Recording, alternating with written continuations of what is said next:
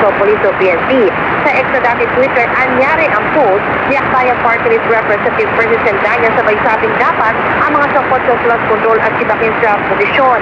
Si mamamayang liberal o ML Party List Representative Leila de Lima naman, kinuuston din ang pagkatanggal kay Torre. Anya, dapat na may tamang rason sa pag-alis kay Torre na isang anyang very popular, much appreciated at high-performing PNP chief.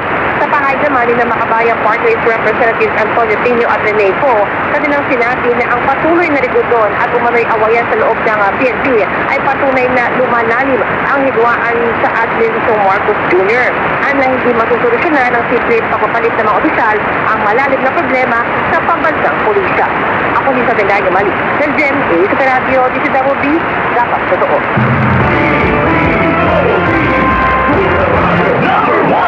Umaagos, bumubuhos ang ating saya. DX Radio ang number 1 sa Mega Manila. Number 1 AM station, Super Radio DZWB at number 1 FM station, Barangay LS 97.1. Maraming salamat mga kapuso. Huwag magpahuli sa balita.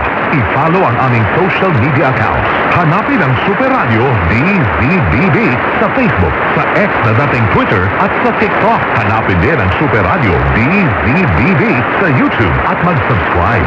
Mga kapuso, sundan ang DZWB sa social media at huwag pahuli sa malalaking balita at tamang impormasyon. Dito sa CNA, naniniwala kami na ang nagbabalita dapat walang kinikilungan, walang mga interes na pinoprotektahan, walang pinapangalagahan, kundi kapakanan ng sambayanan at katotohanan. Balitang walang bahid, walang labi, walang kulay. Serbisyong totoo lang. Ang inyong mga pinagkakat